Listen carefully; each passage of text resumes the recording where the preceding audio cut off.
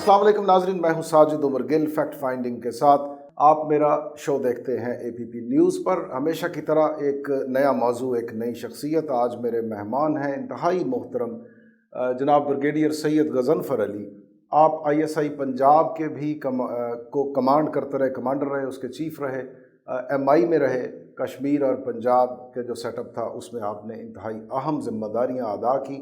आप डायरेक्टर भी रहे काउंटर टेररिज्म के लिए, पाकिस्तान आर्मी के लिए, और बहुत सी इनको ये सितारा इम्तियाज़ मिलिट्री भी हैं और 1973 में इन्होंने कमीशन हासिल किया था। बहुत ही नादिर और काबिल कदर खिदमात इन्होंने पाकिस्तान आर्मी में सर अंजाम दी। उसके बाद रिटायर हो गए। अब भी बेहद फ़आल हैं डिफेंस एनालिस्ट के तौर पर। आप इन्हें बहुत से चैनल्स पर इंतहाई मौसर गुफ्तगू करते हुए अमूमन देखते हैं, और आज मेरी खुशनसीबी है कि ये मेरे मेहमान हैं। जनाब सैयद साहब, आपका बहुत बहुत शुक्रिया। आप एक मसरूफ़ आदमी हैं, आपने हमारे लिए वक्त निकाला। आपकी आमद का बहुत शुक्रिया। साजिद, आपका बहुत शुक्रिया कि आपने मुझे मदऊ किया। और साफ ज़ाहिर है कि जहाँ आप इल्मी सोच के ज़रिए बातचीत करने की काविश की जाती है जिससे पाकिस्तान की नौजवान नस्ल को कोई फ़ायदा हो, तो इंसान कोशिश करता है कि अपना हिस्सा उसमें डालते रहे। तो बहुत बहुत शुक्रिया मुझे यहाँ पे मदऊ करने के लिए। Thank you very much brigadier साहब। मैं आगाज़ करता हूँ आपसे। मुझे याद है 1973 में आपने कमीशन हासिल किया था, और उससे कुछ अरसा पहले 71 में 16 दिसंबर सकूत ढाका एक इंतहाई अंदोहनाक सानहा हमारी पाकिस्तान की तारीख़ में हम पे गुजर गया। यकीनन उसके असरात मौजूद थे जब आप पाकिस्तान आर्मी में इन्फेंट्री में आप गए। क्या सूरत हाल थी उस वक्त अफसरान की, नौजवानों की, या ऐसे लोग जो किसी न किसी तरह इस मार्के से या सानहे से मुताल्लिक रहे? कभी आपको बातचीत करने का उनसे मौका मिला? क्या उस वक्त माहौल था जब आप? साजिद, असल में ये है तो मौजू बहुत लंबा। इसको मैं इसके दो आस्पेक्ट से, दो पहलू हैं इसके, जिसको मैं देखूंगा। तो 71 में जिस वक्त ये सानिया हुआ, तो उस वक्त हम कॉलेज में तालीम हासिल कर रहे थे। ठीक। और मैं पढ़ना चाहता था, तो मैं कोशिश ये कर रहा था कि मेरा बाहर की किसी यूनिवर्सिटी में एडमिशन हो जाए। मैं ग्रेजुएशन BSc तालिब इल्म था गवर्नमेंट कॉलेज पिंडी में, और मेरा एडमिशन का प्रोसेस कनाडा के अंदर चल भी रहा था। तो मीनवाइल ये ढाका फॉल हो गया। उससे पहले हम ढाका की तमाम न्यूज़ फॉलो कर रहे थे। तो मुझे तो इतना याद है कि मेरे घर के और मेरे रिश्तेदारों के और मेरे जानने वालों के जितने दोस्त अहबाब, हम पाकिस्तान ऑर्डर्स कैंट में रहते थे, हम पता नहीं कितनी रातें सो नहीं सके थे और कितने दिन खाना नहीं खा सके थे। इतना डीप इम्पैक्ट आया था ईस्ट पाकिस्तान के जाने का। ठीक। क्योंकि उससे पहले बहुत सारी ऐसी खबरें आ रही थी कि जी वहाँ पे शायद पाकिस्तान आर्मी सस्टेन न कर सके। अब वो ये भी तो आ रही थी कि हम कामयाबियां हासिल कर रहे हैं। जी, दोनों तरह की न्यूज़, लेकिन वो कामयाबियां लिमिटेड थी, क्योंकि जो फौज से रिलेटेड लोग होते थे वो कहते थे। और उससे पहले आपको बताया कि गंगा तैयारा हुआ कोई होके आया था, फिर आपकी ओवर फ्लाइट्स बंद हो चुकी थी, तो लैंड लॉक्ड फौज जो है वो मैसूर होके रह गई थी। लॉजिस्टिक्स जो बिल्डअप होनी थी वो हो नहीं रही थी। फिर भी जनरल मानिक शाह ने, जिस तरह अपने इंटरव्यू में फ़ौरन एक पाकिस्तान आर्मी के ऑफिसर थे मेजर एहसान, उनकी तारीफ़ में एक ख़त लिखा उनके फैमिली के नाम भी और पाकिस्तान आर्मी को भी, कि उन्होंने सिंगल हैंडेडली 3 दिन तक इंडियन आर्मी को जो है ढाका के अंदर दाखिल नहीं होने दिया गया था। तो मानिक शाह ने कहा था कि पाकिस्तानी फ़ौज बहुत बहादुरी से लड़ी, लेकिन जो अपने मरकज़ से दूर थे और मैं सिर्फ 9 किलोमीटर पर ऑपरेट कर रहा था। तो जिस वक्त ये हुआ उस वक्त तो बहुत बुरी पाकिस्तान में एक डिप्रेशन की फ़ज़ा थी, और मेरे फ़ौज में आने का मुहर्रिक भी ही ईस्ट पाकिस्तान की फॉल बनी। अच्छा, वो आप में जज़्बा एक बेदार हुआ कि अपनी ज़ाती तौर पे मुझे जो मैं इन्फ्लुएंस हुआ, मैंने आपसे अर्ज़ किया कि मैं बाहर जाना चाह रहा था पढ़ने के लिए। मेरी एक कज़न है, वो कनाडा में सेटल्ड है, she had sponsored me at that time. तो मैंने अप्लाई किया, मुझे ICB की कॉल आ गई और मैं चला गया। और जिस दिन मैं ICB करके आया उसी दिन मुझे कैनेडियन एम्बेसी से भी लेटर आया कि आप अपना वीज़ा कलेक्ट कर लें। तो ये मुहर्रिक बना, ये इम्पैक्ट हुआ मेरी ऊपर कि मैंने कहा नहीं, मैं ये ईस्ट पाकिस्तान फॉल हो गया। उस आप तो यंग होते हैं, एक जज्बा होता है आपके अंदर। बिल्कुल। आपने कहा जी हम दोबारा लड़ेंगे और बदला लेंगे ईस्ट पाकिस्तान की फॉल का। ठीक। क्योंकि हमारे साथ जब हम कॉलेज में स्कूल में पढ़े थे, बहुत सारे बंगाली स्टूडेंट्स हमारे साथ पढ़ते थे। तो पाकिस्तान के अंदर जो बंगालियों का और पाकिस्तानियों, वो बड़ा कंजीनियल एटमॉस्फेयर था। یہ کچھ بعد میں مجیب الرحمان جیسے غدار تھے جو حسینہ اس کا واجد کا باپ ہے اور اس طرح کے لوگ تھے جو اگر اگرتلا میں ٹرائی ہو جاتے، جو ایوب خان ٹھیک ٹرائی کر رہا تھا اس وقت بھی سیاست دانوں نے ایک رول پلے کیا اور اس کو زبردستی نکلوایا. تو ہو سکتا ہے جو اس پاکستان کا سانحہ ہے اس سے ہم بچ جاتے اور کوئی نہ کوئی آپس میں جو ہے وہ انڈرسٹینڈنگ ہو جاتی. لیکن چونکہ وہاں پہ بنگالیز کے خلاف، اور آپ کو پتہ ہے اب اس کی بہت ڈیٹیل میں جائیں گے تو پھر آپ انڈیا کی را کا کردار، انڈین گورنمنٹ کا کردار، یعنی پہلے جو مکتی بانی کی جو پہلی سیکٹورل کانفرنس ہوئی تھی وہ انڈیا کے اندر اگرتلا کے اندر ہوئی تھی. تو اب وہ جو امپیکٹ تھا وہ آپ کی سوشل لائف پہ بھی تھا. وہ کیونکہ بہت سارے لوگ قیدی ہو گئے تھے، پرزنر ہو گئے تھے، یہاں پہ بہت ڈپریشن کی فضا تھی. تو اس وقت ہم نے فوج کو جوائن کیا اور میں 21 اپریل 1972 کو آئی وینٹ ٹو کاکول میں نے رپورٹ کی. اور وہاں پہ نیچرلی ہمیں یہ بتایا جاتا تھا، پڑھایا جاتا تھا کہ ہمیں وہاں پہ اب چونکہ شکست ہوئی ہے تو ہم نے اس کو دوبارہ اپنے آپ کو ری جنریٹ کرنا ہے، فوج کو ری آرگنائز کرنا ہے. جو ہمارے پلٹون کمانڈرز تھے وہ بڑے اٹیچ تھے، بہت سارے لوگ والنٹیئر کر کے اس پاکستان کچھ ایسا بھی تھا کہ کچھ لوگ اس حوالے سے بات کرتے ہوئے آپ نے دیکھے ہوں کہ وہ کہتے تھے کہ کوئی اس سے سبق بھی ہمیں سیکھنا ہے. اصل میں یہ جو چیز تھی، کیونکہ دیکھیے اس وقت ایک ہم ایسے فیز سے گزر رہے تھے جس کو آپ نہ تو ریکنسٹرکشن کا فیز کہہ سکتے ہیں اور نہ، کیونکہ آپ کے اتنے سارے قیدی جو تھے وہ انڈیا میں موجود تھے، چلے گئے تھے. یہاں پہ فوج کی کوشش یہ تھی کہ ان لوگوں سے ان کی فیملی کا ملاپ کرا دیا جائے. گورنمنٹ کے اوپر یہ پریشر تھا کہ جی کس طرح بھٹو صاحب کی جیسے حکومت تھی کہ کس طرح ان لوگوں کو واپس لانے کا بندوبست کیا جائے. فوج کی جو یونٹس تھی جس میں آپ کی ایسٹ بنگال ریجمنٹ تھی جو اسپیشلی وہاں پہ ایسٹ پاکستان کے لیے تھی، وہ ڈسبینڈ ہو گئی تھی. تو فوج کی ایک ریجمنٹ یہاں پہ کم ہو گئی تھی. صرف انفینٹری میں پنجاب ریجمنٹ، ایف اور بلوچ ریجمنٹ موجود تھی. اس کے آفٹر افیکٹس میں پھر آزاد کشمیر ریجمنٹ جو ایک ریگولر فورس نہیں ہوتی تھی اس کو چوتھی ریجمنٹ کا درجہ دے کے ریز کیا گیا. بہت سارے آپ کے ایسے جس میں آپ گئے تھے، جس میں میں گیا تھا، جس میں آپ گئے. اچھا، یہاں میں آپ نے ذکر کیا شیخ مجیب کا اور آپ نے بہت سخت لفظوں میں اس کا ذکر کیا ہے. مجھے یاد پڑتا ہے کہ جب تحریک پاکستان چل رہی تھی تو یہ صاحب سائیکل پر حضرت جناح صاحب کے قائد اعظم محمد علی جناح صاحب کے حق میں نعرے لگایا کرتا تھا، یہ نوجوانی کے عالم میں. اور پاکستان کی اسمبلی کا ایک واقعہ ہے ارلی دنوں کا کہ ایک صاحب نے قائد اعظم محمد علی جناح کہنے کی بجائے جناح صاحب کہا تو یہ مشتعل ہو گیا شیخ مجیب، اور اس نے جا کے گریبان سے پکڑا کہ ادب سے نام لو، یہ قائد اعظم محمد علی جناح ہے. وہ شیخ مجیب جو تحریک پاکستان میں قیام پاکستان کے حق میں نعرے لگایا کرتا تھا، دیکھیں سر اس کو 71 کا شیخ مجیب بننے میں جو عوامل تھے، جو وہ آپ کی نظر میں کیا ہیں کہ کیا کیا ایسی وجوہات ہوئیں کہ وہ اس بند گلی میں جا کے کھڑا ہو گیا اور اس نے کہا کہ بس ہم اب علیحدہ ہو جائیں گے؟ ساجد، میں نے جتنا اس کو پڑھا ہے، میں نے ویسٹرن آتھرس کو پڑھنے کی بڑی کوشش کی ہے، انڈینز نے بڑی اس کے اوپر کتابیں لکھی ہیں اور وہ مواد موجود ہے. اب اس کا نام لیں گے، جی ہم نام لیں گے تو وہ ٹائم پھر میں جو، اور اس کے بعد پھر کچھ آبزرویشنز ہیں، پھر کچھ میں نے کہا ہمارے ساتھ بہت سارے بنگالی جو اسٹوڈنٹس سے پڑھتے تھے اور ان کی فیملی سے ہمارا انٹریکشن. میری نظر میں اس میں کچھ چیزیں جس میں آپ اگر ڈیوائڈ کرنا چاہیں تو 40% کے اوپر ہماری اپنی انٹرنل پالیسیز کا داخل ہے، یعنی پاکستان کی پالیسیز ایز سچ، اور 60% اس کے اندر اگر آپ ڈیوائڈ کریں گے تو وہ دخل آئے گا انڈین انٹرونشن کا. اور وہاں پہ جو ہندو پاپولیشن کنٹرول کرتی تھی ریسورسز کو، جو ہندو پاپولیشن کنٹرول کرتی تھی ریسورسز کو، اور جس طرح انڈیا کا انٹرسٹ تھا ایسٹ پاکستان، جیسے آج بلوچستان میں آپ کو نظر آتا ہے ایسٹ پاکستان کی سیشن میں، تو آپ کو بہت سارا ہاتھ ان کے انٹلیکچوئلس کا، ان کی حکومت کا اور ان کی انٹیلیجنس ایجنسیز کا نظر آئے. اچھا، یعنی انہوں نے یہ سب باہم مل کر کسی مربوط ایجنڈے کے طور پر یہ سب یہ اصل ہوا تھا. بات یہ تھی کہ اگر آپ دیکھیں آفٹر ایسٹ پاکستان بننے کے بعد کرنافلی پیپر مل اس سے پہلے تو موجود نہیں. پاکستان کی ایک پوری آرڈننس فیکٹری جو ہے وہ ایسٹ پاکستان کے اندر بنائی گئی.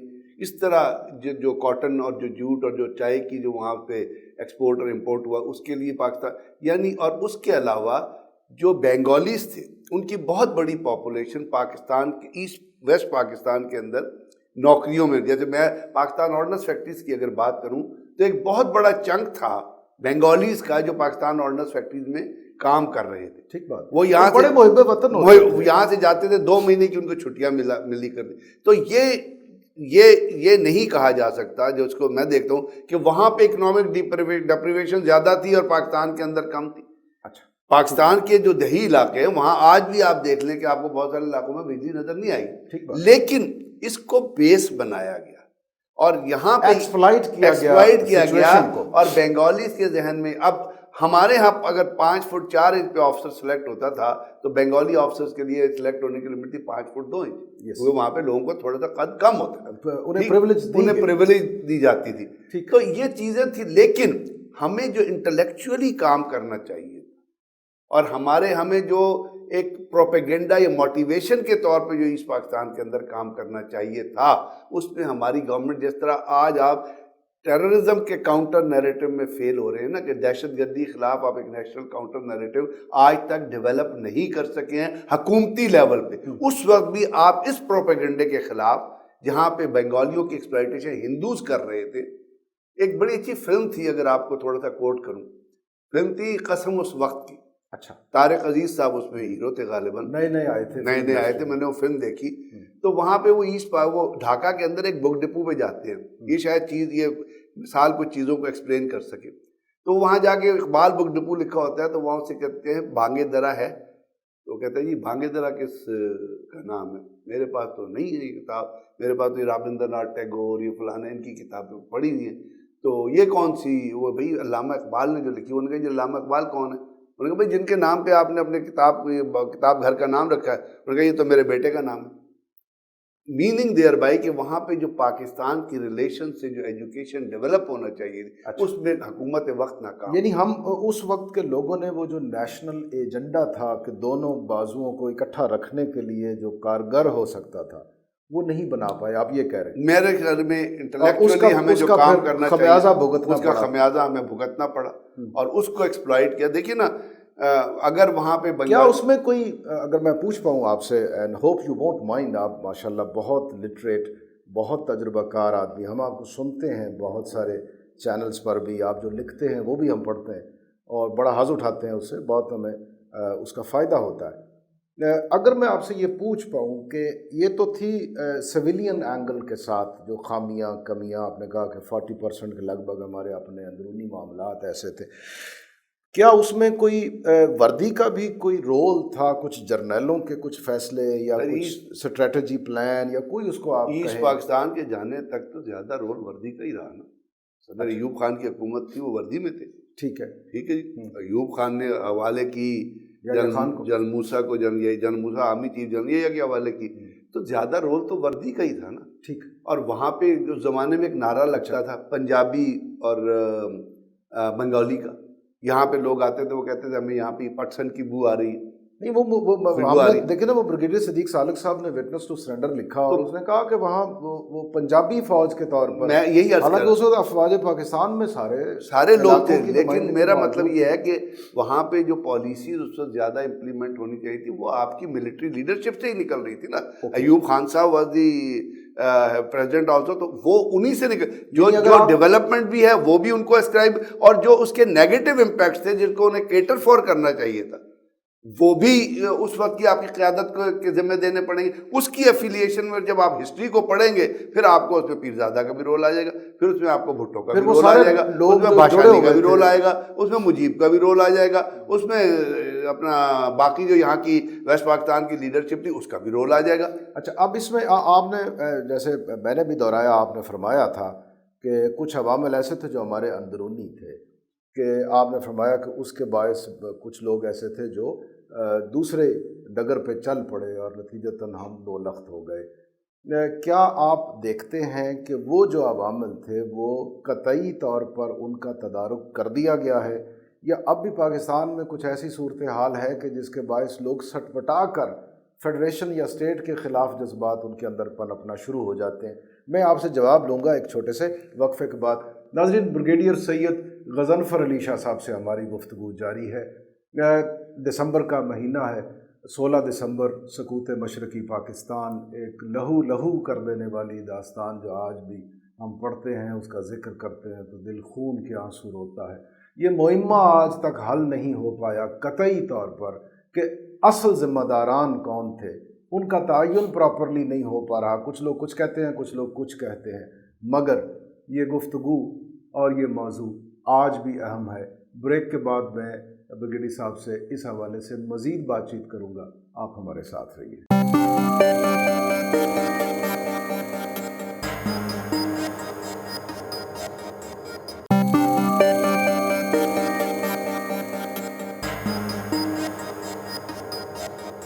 ویلکم بیک ناظرین، Sajid Umar Gill, fact finding A P P news پر میرا شو آپ دیکھ رہے ہیں۔ میرے مہمان ہیں جناب سید غضنفر علی شاہ صاحب، ریٹائرڈ بریگیڈیئر اور بڑے اہم عہدوں پر یہ فائز رہے، بہت ہی قیمتی خدمات انہوں نے سر انجام دی ہیں وطن عزیز پاکستان کے لیے۔ بریگیڈیئر صاحب، بریک سے پہلے ہم کوشش کر رہے تھے کہ ہم جانچ پائیں یہ جو سقوط پاکستان یا سقوط مشرقی پاکستان، آئی بیگ یور پارڈن، اس کے حوالے سے کچھ چیزیں ہم، اور میں آپ سے یہ جاننے کی کوشش کر رہا تھا کہ وہ عوامل جن کی بنا پہ آپ نے کہا کہ کچھ پرسنٹیج یہاں کی ہے، باقی جو ہے وہ فوراً ہے، سر فہرست انڈیا ہے، اس کی انوالومنٹ تھی اس میں ہمیں دو لخت کرنے کے لیے۔ وہ جو عوامل پاکستان اندرونی ہے جس کی بنا پر کچھ ایسے لوگ جیسے مجیب الرحمان کا ہم نے ذکر کیا کہ دیوانہ تھا قائد اعظم محمد علی جناح کا، اور وہ اس مقام تک آ گیا کہ اس نے کہا کہ سب ختم، وہ عوامل کیا اب بھی کار فرما آپ دیکھتے ہیں؟ کیا ہم لوگوں کو صحیح ڈگر پر لانے کی بجائے اب بھی ان کو چٹکیاں کاٹتے ہیں کہ وہ مشتعل ہو جائے؟ آپ کیا کہتے ہیں اس پر؟ اصل میں ساجد، یہ بہت ہی اہم سوال، بہت ہی اہم سوال۔ مجیب الرحمان کے حوالے سے اس سے پہلے میں ایک چھوٹی سی گزارش کرنا چاہوں گا۔ یہ میجر فاروق نے کتاب لکھی ہے جو بھی ریسنٹلی پبلش ہوئی، اس نے کہا کہ جب ایسٹ پاکستان کی سیزیشن ہوئی ہے، جب گیا ہے اور بڑا، تو وہاں سے لڑکیاں اور ان کے ریسورسز، ان کا پیسہ، ان کی لکڑی اور اس قسم کی چیزیں جو ہیں وہ بچیاں اغوا ہو رہی تھی اور ریسورسز ان کے اٹھ کے بنگلہ دیش میں جا رہے تھے۔ تو اس نے آرمی چیف سے کہا کہ جی یہ کام ہو رہا ہے اور یہ اس کام کو رکوائیے۔ ایک دفعہ اس نے آرمی چیف، بڑا لمبا واقعہ ہے، ایک دفعہ آرمی چیف کو کہا، دوسری دفعہ آرمی چیف کو کہا، تو انہوں نے کہا کہ بھائی میں کچھ نہیں کر سکتا۔ تو وہ کہتا ہے کہ جی میں تنگ آ گیا، and one day in the evening, چونکہ میں مجیب کے ساتھ رہا ہوا تھا، تو آئی walked up to Rashtrapati Bhavan, اور وہ کیا جو ان کا گھر تھا، تو میں نے وہاں جا کے دیکھا کہ میں دروازہ کھول کے اندر چلا گیا تو شیخ مجیب الرحمان صاحب وہ تمام لوگ بیٹھے ہوئے تھے جو انڈیا میں ان چیزیں سمگل کرنے میں انوالو تھے، اور ان سے زیادہ تر انڈینز تھے۔ تو میرا کہنے کا مطلب یہ کہ یہ جو پیسہ ہوتا ہے نا، اور جو پاور ہوتی ہے، جو طاقت کی جو اٹریکشن ہوتی ہے، اور مجیب الرحمان واز اے گریٹ فلیشیر آلسو، وہ ایک بہت بڑا فلیشیہ تھا تاش میں، اگر آپ کو یاد ہو، اگر آپ اس سیریز میں پڑھی ہو، بڑا بریلی آدمی۔ ہاں، تو وہ اس لالچ میں وہ تمام چیزیں بھول گیا جو، کیونکہ he wanted to be prime minister of independent country, اور وہ نظر آ رہا تھا کہ وہ بذات خود اقتدار کا مرکز اور محور تو وہ تمام چیزیں بیک گراؤنڈ میں، پھر وہ ڈیپریویشن جو کاز کی گئی، جو انڈیا نے ایکسپلائٹ کی، یہاں پہ جو بنگالی آفیسرز تھے پاکستان آرمی میں، دے ور آن ٹاپ پوزیشن، وہ یہاں سے پاکستان، ان کے اوپر تو مقدمے چلنے چاہیے تھے، وہ یہاں سے پاکستان کے راز چرا کے بھاجے، فائلیں لے کے بھاگے، انڈیا چلے گئے۔ اب یہ تو تھا اس وقت کی بات۔ اب آپ نے جو بات کی وہ بڑی امپورٹنٹ ہے۔ جب ایسٹ پاکستان چلا گیا تو آر این کاؤ نے ایک کتاب لکھی تھی، اور اس میں وہ لکھتا ہے کہ I walked up to Indira Gandhi, اور میں نے کہا جی ایسٹ پاکستان آپ کی مرضی کے مطابق، آپ کے پلان کے مطابق ہم نے پاکستان سے فارغ کرا دیا ہے، یہ بلوچستان کا پلان آپ بتائیں اس کو کب امپلیمنٹ کرنا ہے؟ یعنی آپ نیکسٹ جو ہے بلوچستان کو سیپریٹ کرانے کا یہ ہے ہمارے پاس، آپ بتائیے کب اس کو امپلیمنٹ کرنا ہے۔ اندرا گاندھی نے کہا نہیں، ابھی حالات جو ہیں وہ سوٹیبل نہیں ہیں، we will not be able to defend our self, تو آپ اس کو پینڈ کر دیں۔ The meaning there is still a plan existing, جو میں آپ بار بار اپنی talk, there is still a plan existing, and that is for, اسی لیے بلوچستان کے لوگ جا کے امریکن کانگریس میں بھی انٹرویو دیتے ہیں، وہاں کانفرنس بھی ہوتی ہے، وہیں ابھی بلوچستان کے بارے میں ابھی اسد عمر نے ایک ہارٹ ٹاک کو انٹرویو دیا تھا، وہاں پہ اسٹیفن جو اس نے بلوچستان کے بارے میں سوال کیا کہ وہاں پہ ڈیپریویشن ہے، وہاں سی پیک کے خلاف لوگ کھڑے ہو۔ So there is a plan existing. ہمیں اب ان پلانس کو دے کے وہ وحدانیت جس کی آپ بات کر رہے ہیں, وہ یونٹی جس کی آپ بات کریں, اس کو کریٹ کرنے کی ضرورت ہے. ہم نے ابھی بھی چیزوں کو جو ہے وہ جو تھے نا چھوٹی سی آگ, جو جلتی ہوئی آگ ہوتی ہے, جو راکھ ہوتی ہے, ابھی بھی ہم نے راکھ کو پوری طرح بجھانے کی کوشش نہیں کی. جرمز ختم نہیں ہوئے, وہ جرمز ہم نے ختم کرنے, اس لیے اینٹی بایوٹک آپ نے دی ہے. اب اس میں ایسے بھی لوگ ہیں جن کے افغانستان میں, ابھی اچکزئی صاحب جو جا کے افغانستان میں بیٹھتے ہیں اور بیان دیتے ہیں پاکستان کے خلاف, پاکستان کی فیور میں بیان ہے, الیکشن وہ پاکستان کا لڑتا ہے, گورنر اس کا بھائی ہوتا ہے, پورا صوبہ وہ رن کرتا ہے. What about فضل الرحمان جو بیان دیتا ہے, تو یہ لوگ ایگزسٹ کر رہے ہیں نا, اور یہ لوگوں کو انکلکیٹ کرتے ہیں, اور یہ لوگوں کے اندر وہ ڈسینڈنٹ ٹینڈنسیز ڈالتے ہیں جو ہاں. اب آپ اس میں دیکھیں ہماری یہ غلطی کیا, مشرف صاحب کی بلوچستان کہ اکبر بگٹی کو آپ نے کیوں قتل کیا؟ اکبر بگٹی بھی فیڈریشن کا نمائندہ تھا. لیکن میرا ایک سوال ہے یہاں, یہ چیزیں وہ بڑا نیچرل سا سوال ہے, آپ نے پرویز مشرف صاحب کا ذکر کیا, یہ بھی ایک ایسی شخصیت ہے جنہیں پاکستان کی تاریخ سے کبھی منہا نہیں کیا جا سکے گا. ایم ایم اے انہی فضل الرحمان صاحب کو مزید امپاور کر دیا جناب پرویز مشرف صاحب نے. لیکن اگر میرا سوال اب جو آپ سے اس بنا پر یہ کہ جب آپ جانتے ہیں کہ کچھ لوگ اس طرح کی شرانگیزی کر کے اپنے ذاتی مفادات کی آبیاری کرنے کی کوشش کرتے ہیں اور وہ کامیاب بھی ہوتے ہیں, تو پھر ہماری فیڈریشن یا ہمارے جو فیصلہ سازی پر ہیں بڑے لوگ بیٹھے ہوئے, وہ کیوں اس طرح کے فیصلے کرتے ہیں؟ وہی ہم آ کے رکیں گے کہ پولیٹیکل اپرچونٹیز جب آپ تلاش کرتے ہیں, جیسے نہیں وہ تو پرویز مشرف نے ایم ایم اے بنا کے دی, میں یہی کر رہا ہوں, اپرچونٹی انہوں نے اپنی اسٹرینتھ کے لیے تلاش کی. اوکے آپ میرا مطلب میں جس پوائنٹ پہ آپ کو لے کے آنا چاہتا ہوں, جہاں مجیب الرحمان پیدا ہوتے ہیں, جہاں اچکزئی پیدا ہوتے ہیں, جہاں اس قسم کے جو لوگ پیدا ہوتے ہیں, وہ کیوں پیدا ہوتے ہیں؟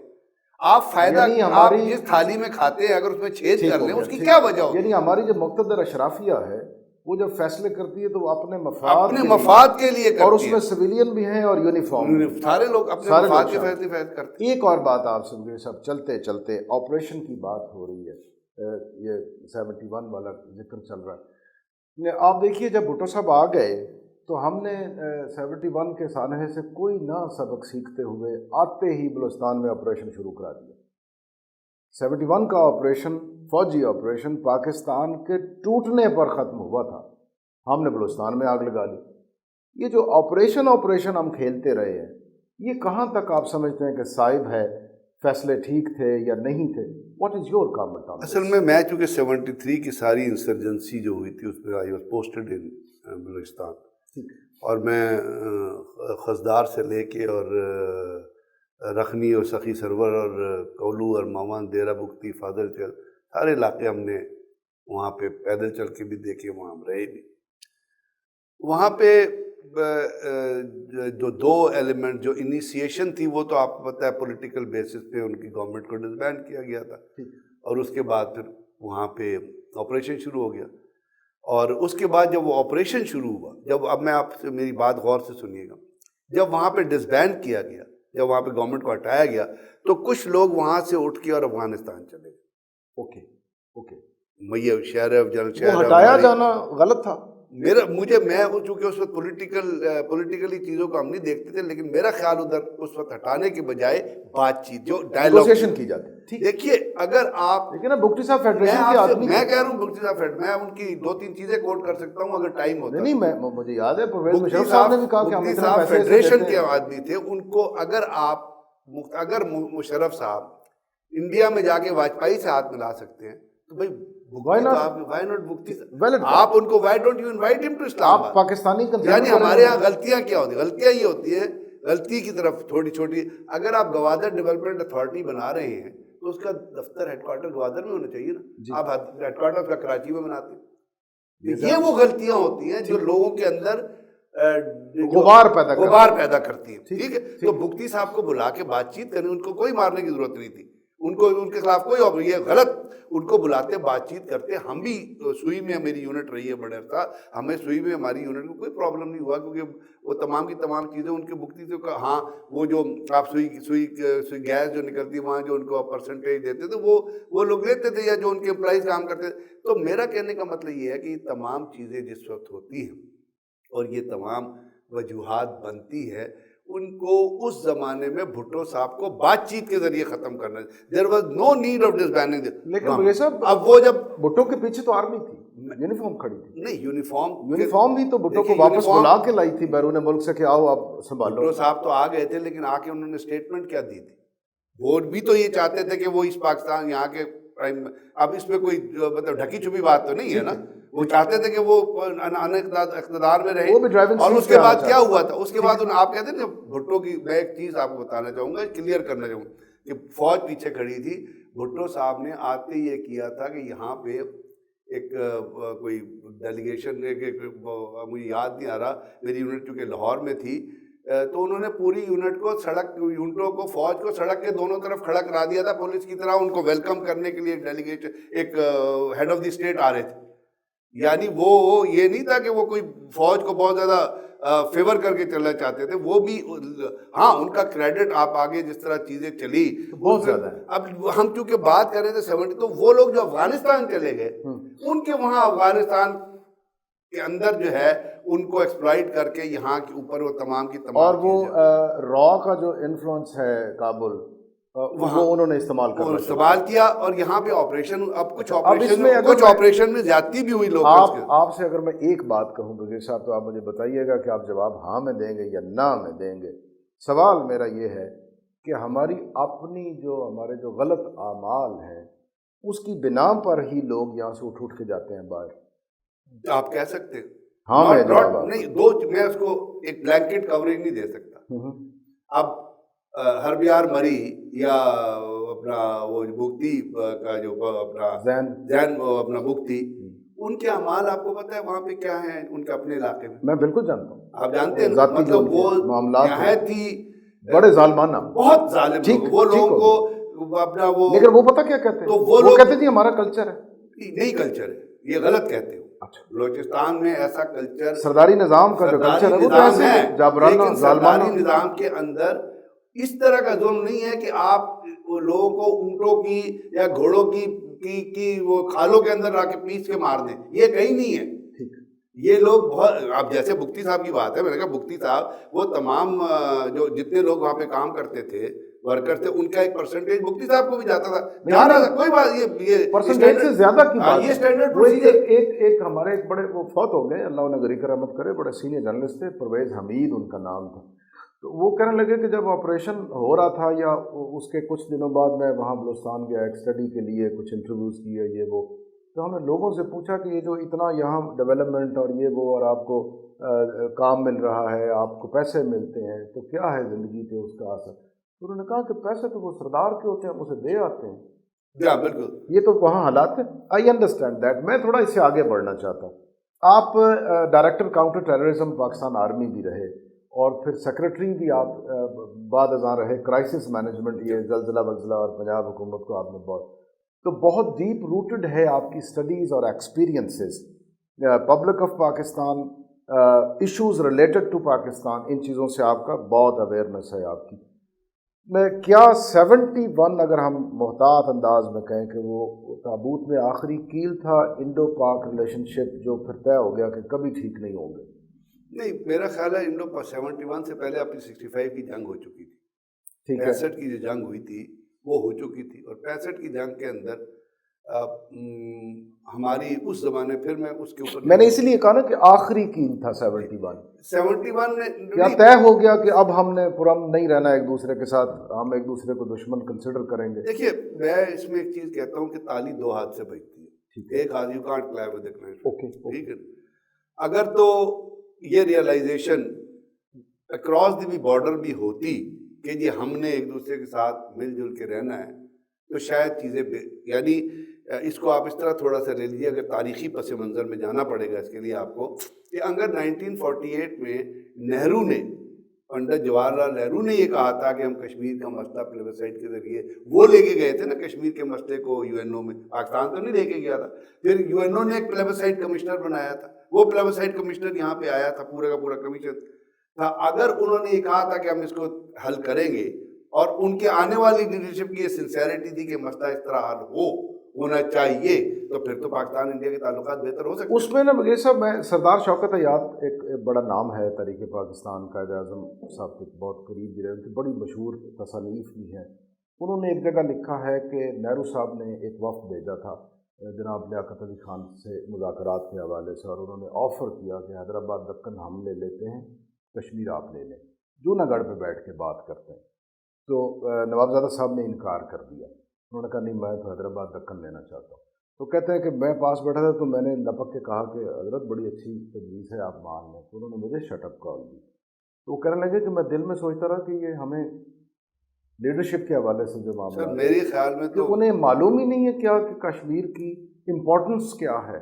دیکھیں میرے خیال میں یہ کچھ تو ہوتا رہا ہے پاکستان کی نہیں تاریخ ہوتے میں۔ تو بہت فارمولے ہوتے رہے نا، کشمیر کے بھی 4 فارمولے دیتے رہے، لیکن میرا خیال جو حیدرآباد آپ لوگ تو بہت قریب پہنچ گئے تھے تصویر کے، بالکل۔ جب آپ مشرف صاحب کے ساتھ کام کر رہے تھے تو آپ تو بہت قریب چلے گئے تھے۔ وہ مشرف صاحب قریب چلے گئے تھے، لیکن جنرلی اس کی ایکسیپٹیبلٹی اس فارمولے کی جو لوگ اسٹیک ہولڈرز تھے اور جو کشمیری اسٹیک ہولڈرز ہیں ان کے اس فارمولے کی، یہ تو میں تو کہوں گا کہ it was a wrong initiative. ایک تو یہ تھا نا کہ اس کو انٹرنیشنل بارڈر بنا لیں، یہ شارٹ سائٹڈنس تھی اس زمانے میں۔ مشرف جو لوگ اس کو اس طرح حل کرنا چاہتے تھے، جب تک کشمیری ہیرو بننا چاہتے تھے، ہیرو بننا چاہتے میں جناب میں نے آپ کو کشمیر کا بتایا مسئلہ حل کر کشمیر کا مسئلہ حل کر دیا جی، میں دنیا میں امن کا راہی بن گیا جی، میں نے جی یہ کر دی۔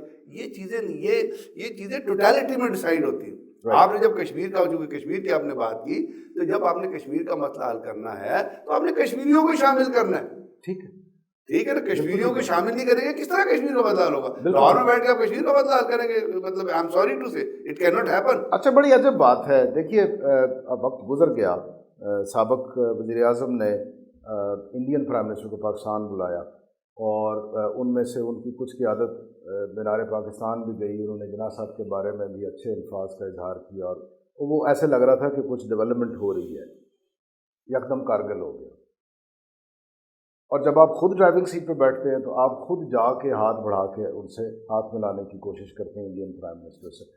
کیا کوئی ٹرسٹ ڈیفیسٹ ہے بٹوین جو ہماری سویلین لیڈرشپ ہے اور وہ جو ہماری عسکری قیادت ہے، ان کے مابین کیا ایسا کوئی ہے کہ وہ کہتے ہیں کہ جب ہم ہوں گے تو ہم خود فیصلہ کریں گے؟ کیا ایسا ہوتا ہے؟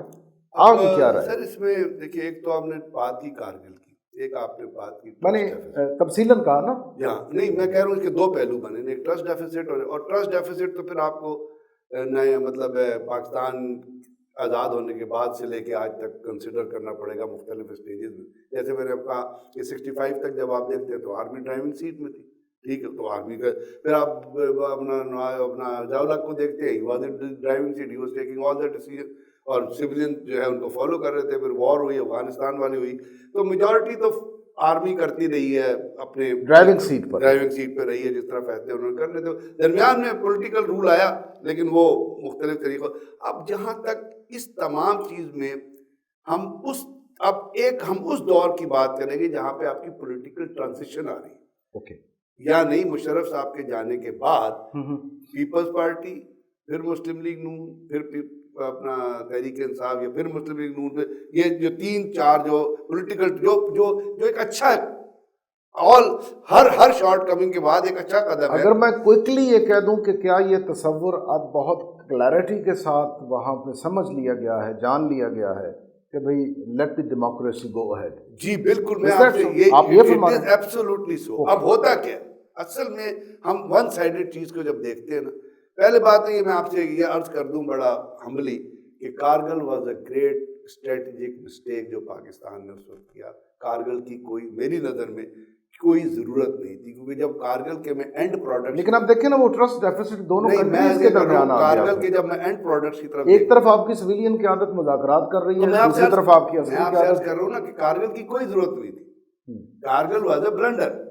کارگل کے ذریعے ہم نے کچھ گین ٹیمپریریلی تو کیا تھا، بٹ اب وہاں پہ اگر ہمارا کارگل کے اندر ایک بریگیڈ ہوتا تھا اور انڈین کا ایک ڈویژن ہوتا تھا، تو اب انڈین کی ایک کور ہے، ہمارا ابھی بھی ایک بریگیڈ ہے، ہم تو نومیریکلی ان سے مقابلہ نہیں کر سکتے، اتنا ریز نہیں کر سکتے۔ تو کارگل جیسا، کارگل کی وجہ کیا تھی؟ کارگل کی وجہ غالباً واجپائی کا کم تھا۔ کارگل کی بیسک وجہ یہ تھی کہ انڈین آرمی نے جب آپ نوسیری سے کراس کر کے آپ کیل کی طرف جاتے ہیں تو نوسیری سے لے کے اور جورا تک ایک بیلٹ ہے جہاں پہ ایک طرف پاکستانی آبادی ہے اور ایک طرف انڈین، وہ درمیان میں نیلم ریور ہے، اور اس کے بعد پھر پہاڑی سلسلہ ہے جہاں انڈین پوزیشنز ہیں، ٹھیک، یعنی Indians are firing on to your road. یہ جو ہے وہ یہ مجھے یاد پڑتا ہے، یہ دراس لے سیاچن یہ روٹ نہیں، ہی یہ ہے نوسیری، انڈین، مظفر آباد سے آپ نوسیری جاتے نہیں ہیں، وہ جو روٹ جس کی ہاں، اونچائی پہ ہم بیٹھے تھے اور وہ نیچے سے بوفور کے ذریعے ہم وہ پہ تو آپ فائرنگ ادھر کر لے، رہے میں ہیں۔ یہ کہہ رہا ہوں بیسک اس کا ریزن کیا تھا کارگل کرنے کا،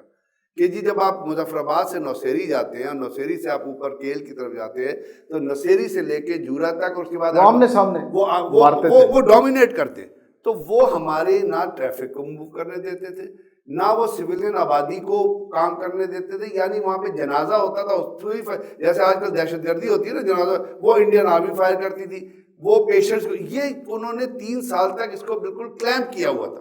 پاکستان آرمی نے ایک الٹرنیٹیو روٹ ڈیولپ کیا جو مظفر آباد سے جا کے فلاکہ پہ رہے، لیکن اب یہ وجہ تھی کہ پاکستان آرمی یہ چاہتی تھی کہ انڈین آرمی کو اس ہم بھی جگہ پریشرائز کریں، چوک کرے جہاں پہ اس کو یہ فیل ہو، تو اس لیے کہ کارگل کی بنیادی وجہ یہ تھی۔ اس کی ایک جو اہمیت ہے نا وہ یہ ہے کہ جب سرما ہے موسم تو علاقہ بری طرح سے بند ہو جاتا ہے، اور گرما جب آتا ہے، گرمیوں کے دن آتے ہیں تو وہ ایکٹیو ہوتا ہے روٹ، اور سیاچن کی ساری سپلائی روٹ ہے انڈیا کی طرف سے، اور جب آپ نے درمیان سے اس کی شہرہ کو پکڑ لیا تو لازم تھا کہ اگر یہ سسٹین کر لیتے تو سیاچن پہ جو کچھ تھا وہ سب فنا ہو جاتا ہے انڈیا وہ کا۔ ہوتا تو یہ اس کا بیسک جو ملٹری میں ریزن I got that وہ point۔ واجپائی کا زیادہ نہیں تھا، ملٹری ریزن یہ تھا کہ ہم وہاں سے پریشر ریلیز کرانا چاہتے تھے اور یہ روٹ کھلوانا چاہتے تھے۔ اوکے مجھے برگیڈ صاحب آپ سے کچھ کاؤنٹر ٹیررزم کے حوالے سے بھی بات چیت کرنی ہے، because you have been very actually involved in controlling all that.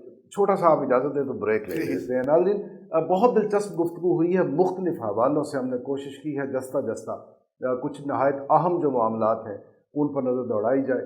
Brigadier سید غضنفر علی شاہ صاحب آج میرے مہمان میرے ساتھ موجود ہیں، بہت ہی عالم آدمی ہیں، بہت تجربہ کار آدمی ہیں۔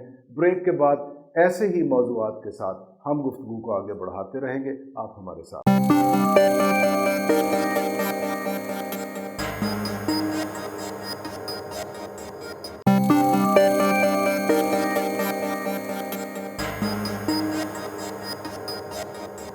ویلکم بیک ناظرین، فیکٹ فائنڈنگ آپ دیکھ رہے ہیں ساجد عمر گل کے ساتھ ہے ABP نیوز پر۔ میرے مہمان جناب سید بریگیڈیئر ریٹائرڈ غضنفر علی شاہ صاحب، بڑی گرما گرم گفتگو ان سے ہو رہی ہے۔ شاہ جی، آپ نے ماسٹر ڈگری کی تھی ڈیفینس اینڈ اسٹریٹجی اسٹڈیز میں نیشنل یونیورسٹی سے، مگر کاؤنٹر ٹیررزم پہ بھی آپ کا بہت عبور ہے۔ مجھے آپ سے ایک بات پوچھنی، عرصہ دراز سے ہم یہ ٹرم بھی سن رہے ہیں اور ان لہو لہو کر دینے والے جو معاملات ہیں ان کے اندر ہم بہت زیادہ انوالو ہیں، بہت بے شمار ہمارے وطن کا لاس ہوا، جانی نقصان ہوا، مالی نقصان ہوا، امیج کا ایک بہت بڑا انٹرنیشنلی ہمارے خلاف ایک بہت ایشو کھڑا ہوا۔ صرف بندے مار دینے سے کیا ٹیررزم رک جاتا ہے، یا جو پیچھے اس کے پیچھے جو محرک ہے وہ تو ذہنی رو ہے نا؟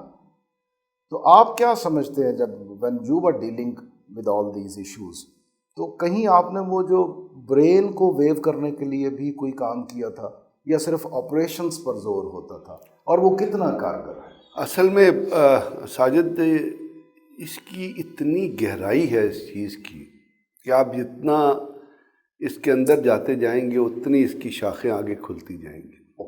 اس سے سمجھ بوجھ میں بھی تو اس سے سمجھ بوجھ میں اضافہ ہوا۔ پاکستان کے اندر بنیادی طور پہ اگر بہت پیچھے نہ جائیں، ضیاء الحق کی جو زکوٰۃ آرڈیننس جو انہوں نے نافذ کیا تھا، جب شیعوں نے وہاں جا کے اپنے ان کے خلاف پروٹیسٹ کیا تھا، اس سے آپ آگے جب چلیں تو ہمارے ہاں جو دہشت گردی کی ایک لہر شروع ہوئی، وہ کہاں سے شروع ہوئی؟ وہ اس وقت شروع ہوئی جب سپاہی صحابہ کے اندر ایک لشکری، ایک ملیٹنٹ ونگ بنا لشکر جھنگوی، ٹھیک، اور ادھر سے اپنا اس کو لشکر جھنگوی اس کو بنایا کس نے تھا؟ وہ بنایا تو پراکسیز ہیں نا، میں اب کہنا نہیں چاہتا، لیکن کچھ پراکسیز آپریٹ کر رہی ہیں جو پاکستان کے اندر ایک فقہ کی، ایک بلیف کی، ایک مختلف تقسیم چاہتی ہیں۔ پھر اسی زمانے میں جو تحریک نفاذ فقہ جعفریہ کا بھی ایک ملیٹنٹ ونگ بن گیا سپاہی محمد کے نام سے۔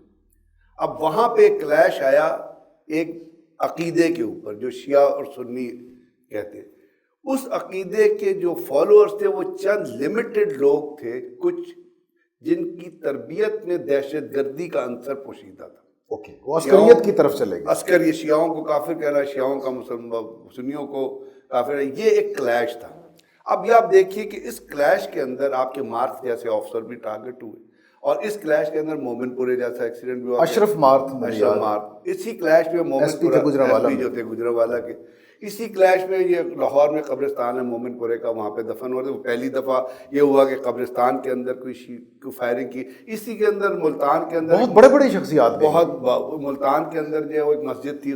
مطلب یہ چیزیں بڑھتی چلی گئی، اور اس کے اندر کچھ پیچھے سے کوئی پراکسیز تھی، کوئی حکومتیں تھیں جو اپنا لٹریچر تقسیم کرنا چاہتے تھے یہاں پہ اپنی ٹائپ کے لوگوں کو، وہ تھا. اب اس کے اندر چند لوگ تھے، ان کے ذہن کے اندر یہ چیز تھی، انہوں نے اس چیز کو ایکسپلائٹ کیا. اس میں یہیں پہ ایک سیکنڈ کو اگر آپ قیام کریں اور اس کی بیوٹی کو یہ دیکھیں کہ اس کا جو ایفیکٹ معاشرے کے اوپر، اوور آل معاشرے کے اوپر آنا چاہیے تھا، یعنی میرے اور آپ کے اوپر بھی شیعہ یا سنی ہوتے، وہ نہیں آیا. وہ ریسٹرکٹ رہا چند پراکسیز، چند ایک گروپس کے اوپر، اور وہ آگے چلتا گیا. لیکن وہ بہت اوور لیپ کیا چونکہ ان کے ہاتھ میں گنز تھی. ان کے ہاتھ میں گنز تھی نا. میرے ہاتھ میں تو سپاہی محمد کی فارن فنڈنگ ختم ہو گئی تو وہ ڈیزالو ہو گیا. دوسرا گروپ جو ہے وہ آج تک آپ کو عمل پذیر نظر آتا ہے، یہاں پہ یہ چیزیں چل رہی. پھر اس کے بعد کیا ہوا کہ یہی تمام لوگ جو تھے، کچھ یہاں سے ایک بارڈر کنٹری میں چلے گئے، جو باقی تھے وہ اٹھ کے افغانستان چلے گئے. پل چرخی کے نزدیک ان کا کیمپ قائم ہو گیا. افغانستان کے اندر اپنی دہشت گردی شروع ہوئی، طالبان آ گئے. اب وہاں پہ جب یہ چیزیں ہوئیں تو اس کا آفٹر افیکٹ تھا جو رشد نے وہاں پہ جو کچھ کیا تھا افغانیوں کے ساتھ، یہاں طالبان ان کے خلاف لڑے، طالبان آ گئے. پھر امریکن انٹرسٹ اس کے اندر آ گیا. انہوں نے امریکن جو ہے وہ امریکن نے افغانستان کے اوپر حملہ کرنا تھا. وہاں پہ جو کچھ ہوا اس کا آفٹر افیکٹ وہ پاکستان کے اندر جو لوگ، جب سوویت وار ہوئی تھی تو یہاں جن لوگوں کو چھوڑ گئے تھے انہوں نے پاکستان کے جو بارڈر ایریاز جو نارتھ اینڈ ساؤتھ ایشیا وہاں پناہ لے لی تھی. وہاں انہوں نے جو ازبکستان والوں نے اپنی آرگنائزیشن بنا دی، ازبکستان اسلامک موومنٹ، چائنیز نے اپنی، کسی نے اپنے. اب یہ تمام جو ایک ہی تسبیح کے ایک ہی تسبیح کی جو ایک ہی چیز جو لنک ہوتی چلی گئی، اس نے پاکستان کی سوسائٹی کے اندر جس وقت یہ جنگ شروع ہوئی یا جس وقت دہشت گردی کے خلاف آپ نے لڑنا شروع کیا، آپریشنز کرنے شروع کیے، لوگ مرنے شروع ہوئے، تو وہاں پہ ایک نیریٹو یہ ڈیولپ کیا گیا کہ یہ تو آپ کی جنگ ہی نہیں. لیکن وہ جو پنچھی، اب ہونا کیا چاہیے، جو پنچھی ہمیں نوچ کے کھانے لگے وہ ہم نے خود پالے، وہ ہم نے پالے بھی تھے. ہم نے پالے کیوں تھے؟ اب وہ اس وقت آپ کی کیا اسٹریٹجی، کیا ٹیکٹیکل ریکوائرمنٹس تھی، کیا وجوہات تھی، جس کی ضیاء الحق صاحب سے کون پوچھے گا ضیاء الحق کو کیوں کیا تھا. اب وہ تو، لیکن ہونا کیا چاہیے تھا اصل میں؟ یہ جو تمام عوامل اور عناصر ہیں جن کو آپ جتنا، میں نے کہا کہ کھولتے جائیں گے اتنا ہی وہ بڑھتی جائے گی. کہ پاکستان میں آپ سوچیں گے کہ کیا تک تھی کہ آپ کے اپنا سراروغا میں یا نارتھ پاکستان میں ازبکستان اسلامک موومنٹ جنم دے، وہ آپ کے خلاف لڑنا شروع کر دے، بڑا بیر میں اٹیک کرے تو وہاں ازبک نکلیں، کراچی ایئرپورٹ پہ اٹیک ہو تو تاجک نکلیں. کیوں؟ وہ کہاں سے لوگ آئے تھے، کیوں رہ رہے تھے، ان کو کس نے سپورٹ کیا، اس کے اندر رو کا کیا کردار تھا، اس کے اندر این ڈی ایس کا کیا کردار، اس کے اندر سی آئی اے کیا کرا، طالبان کس طرح کریٹ ہوئے، کنہوں نے طالبان کو کریٹ کیا. یہ تحریک طالبان جو ہے، جو جس کا ملیٹنٹ ابھی بیر رہے ہیں، ان کو کس نے ان کو گاڑیاں دی، کس نے ان کو ٹیکنیکل اکوپمنٹ دیا.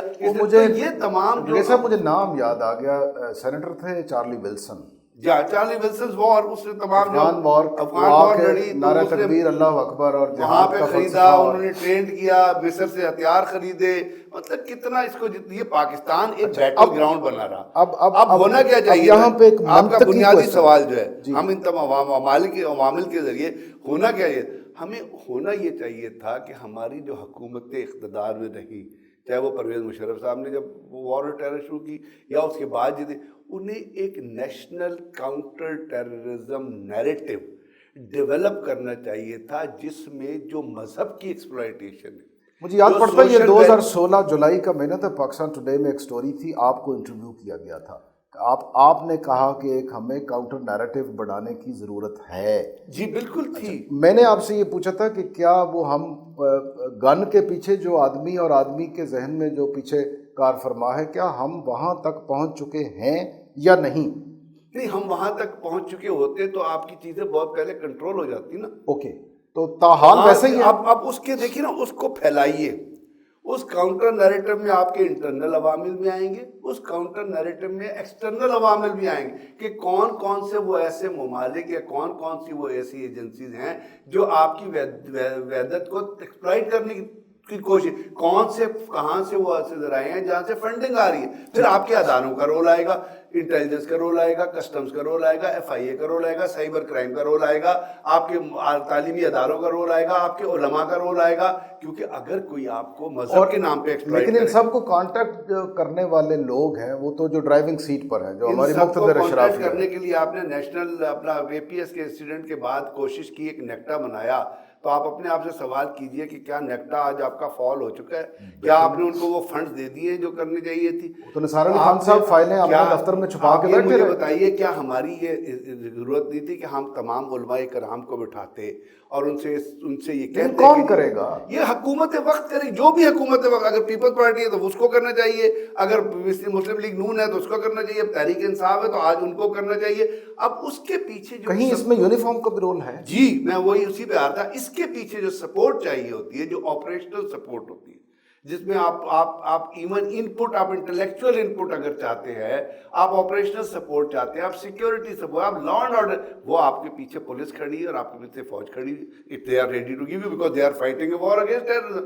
यानी साजिद, ये बहुत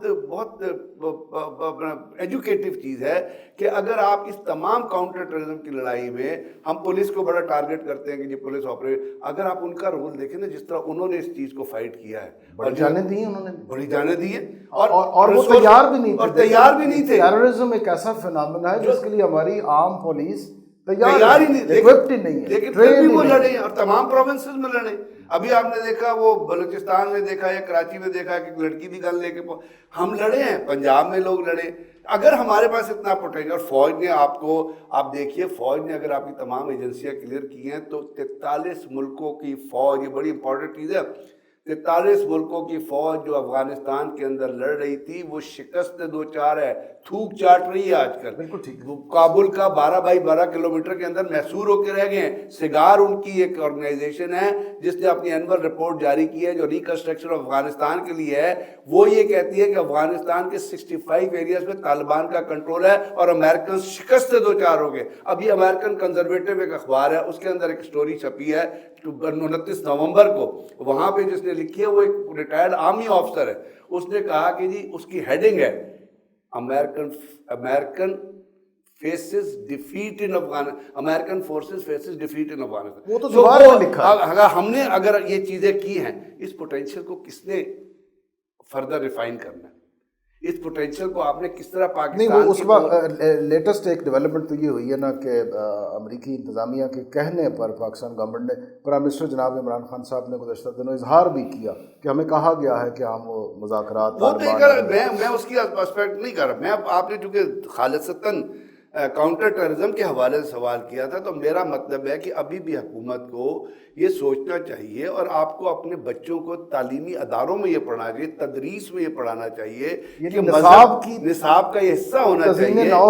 तज़ीर की जो मजहब की जो एक्सप्लॉइटेशन होती है, फ़िक़्ह ये जिस तरह लोग करते हैं या हमारे बाहर के लोग करते हैं, या अंदर जहाँ आपके रिलीजियस बिलीव्स को डिवाइड को क्रिएट, वो गलत है। इस्लाम अमन का तस्वुर देता है। इस्लाम से बड़ा पीसफुल रिलीजन दुनिया में है ही कोई नहीं, कोई शक। इस्लाम को देखना है तो सुल्तान हमारे रसूल करीम पीस बी अपॉन हिम ने जिस तरह टीचिंग की है, उसको देखिए कि उन्होंने क्या बताया है, उन्होंने क्या देखे ना।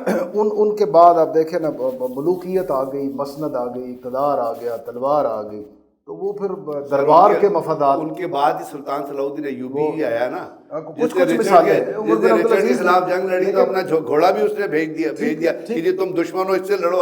लेकिन नजर ये आता है तारीख़ इस्लाम पे हम अगर नजर दौड़ाएं तो नजर ये आता है कि जो रूह है ना उसमें, वो थी किरदार नबवी सल्लल्लाहु अलैहि वसल्लम, वो नहीं रहा। अब जिस्म बाकी है, वो कहीं से उधड़ रहा है, कहीं जख्म, उसको ही यही तो मैं आपसे अर्ज कर रहा हूँ। हम बेसिक्स की तरफ वापस चले जाएं तो मुमकिन है कि हम एक नई तरतीब जो है उसका कोई सिरा हम हाथ में, क्योंकि जो आपने फरमाया ना, जब तक आप जहन को ट्रेन नहीं करेंगे ना, जहन साजी आप बहुत बड़ा 2 बंदे मार सकते, 4 बंदे मार सकते, 2 फिर पैदा हो जाए। देखिए ना, जिन मदारस में جن مدارس نے یا جن مکتبہ فکر کے لوگوں نے نوجوانوں کے ذہنوں میں یہ ڈال دیا ہے کہ جاؤ بم باندھ کے جا کے مارو تم جنت میں جاؤ گے، وہ تو اس کے ذہن میں راسخ ہے، وہ جنت کی خواہش میں وہ قاتل بن اسی کو تو کاؤنٹر کرنے کی ضرورت ہے۔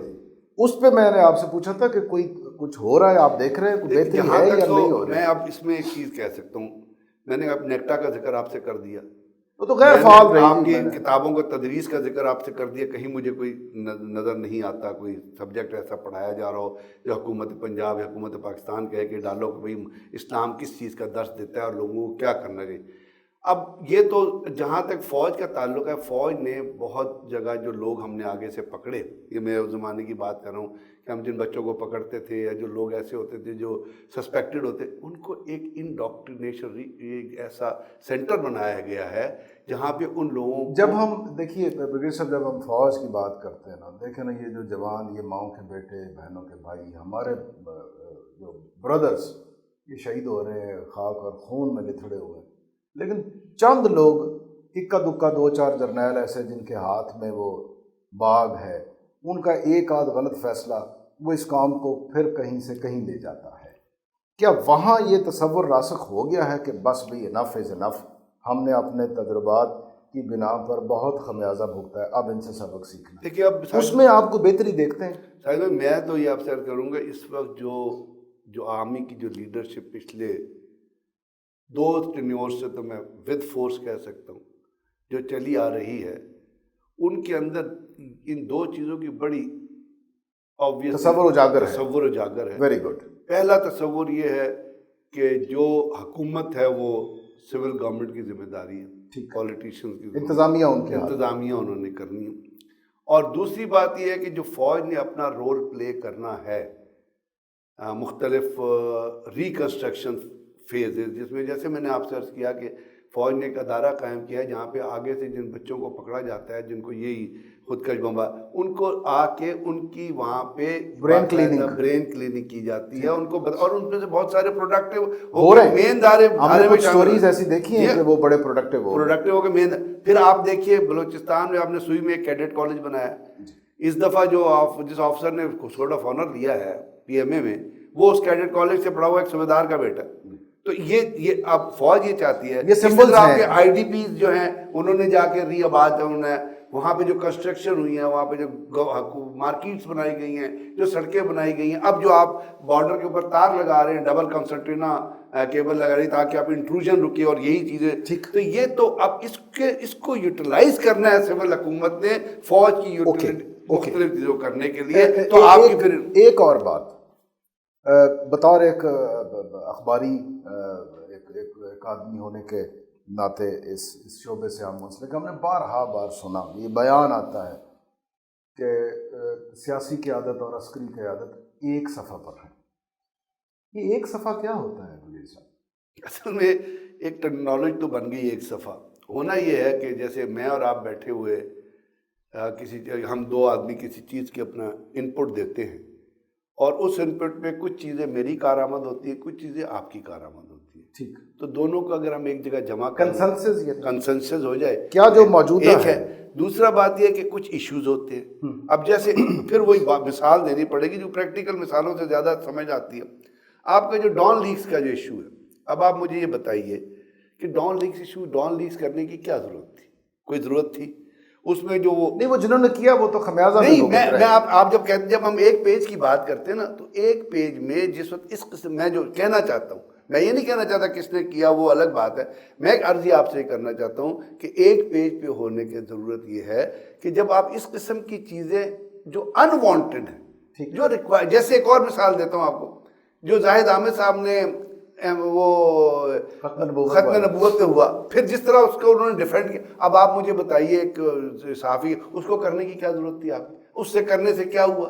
آپ کا ایک ڈسپیرٹی کریٹ ہوئی، ایک کلیویجز کریٹ ہوئے۔ تو یہ جو چیزیں کی جاتی ہیں یہ دونوں طرف سے نہیں ہونی۔ اگر فوج کی طرف سے کوئی ایسی چیز ہو، جیسے وہ ٹویٹ آیا تھا DGISPR کا جو انہوں نے وڈرا کیا، یہ چیزیں ہوتی ہیں جس میں آپ کو نظر آتا ہے کہ پیج جو ہے وہ آدھا ان کی طرف ہے اور آدھا ان کی طرف ہے۔ کیا جو موجودہ سویلین سیٹ اپ ہے، پرائم منسٹر صاحب ہیں عمران خان صاحب، ان کے ساتھ ہماری جو عسکری قیادت ہے وہ آپ دیکھتے ہیں کہ ٹرولی ون پیج پہ ہیں جو نیشنل ہمارے میرا تو خیال میں امور اس سے بھی پیچھے جاؤں گا کہ جب سے خاقان عباسی صاحب آئے تھے ہیں، اور نواز شریف صاحب گئے تھے، کیونکہ نواز شریف صاحب کی عادت ہے کہ وہ آپ اس کو پوکن کرتے رہتے وہ ہیں. پوکن کا unnecessary because ان کی سوچ بڑی لمیٹڈ ہے. He doesn't have a vision at all.